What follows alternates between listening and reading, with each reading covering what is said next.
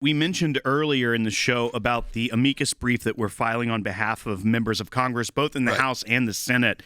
This one is the case where the Biden administration, through the stimulus bill and the COVID relief bill, they put restrictions on how states could lower taxes for their citizens. And we had mentioned that we filed in Ohio on behalf of members of Congress.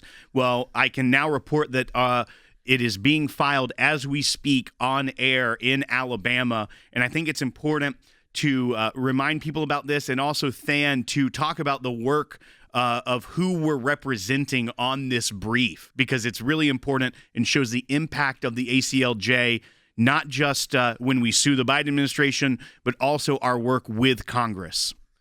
Yeah, well, it was important that states across the country fight back on this, and we are seeing that now in these multiple lawsuits. But we've engaged federal lawmakers to say that, look, even the people that passed this law, many of them voted against it. In fact, all of them on this list would have voted against it. But even we as federal lawmakers know that this provision is not constitutional. We mentioned before, Will, that there were 78 total members, 58 in the House and 20 in the Senate. But I wanted to specifically recognize 4 of them. These were the 4 individuals, 2 in the House, 2 in the Senate, that really led the way on this. The first is the chairman of the Republican Study Committee in the House, Jim Banks. Then the ranking member of the Ways and Means Committee. That's the committee of jurisdiction on this, Kevin Brady.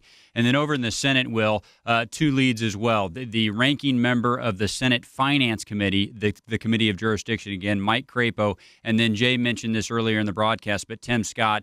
And we were so happy to have Tim Scott on this because, again, Will, you alluded to this, but think about this.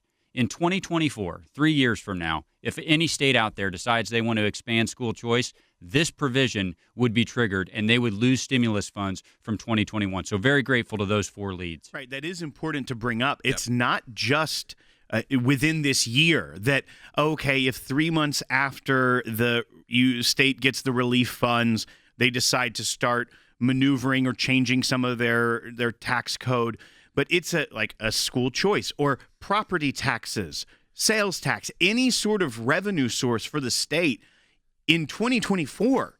If they were to adjust that, it could cause the Treasury, the United States Treasury, to say, hey, you owe us all that relief money that we gave you during the pandemic. So just think about that. And it just shows the egregiousness and the unconstitutionality of this entire bill.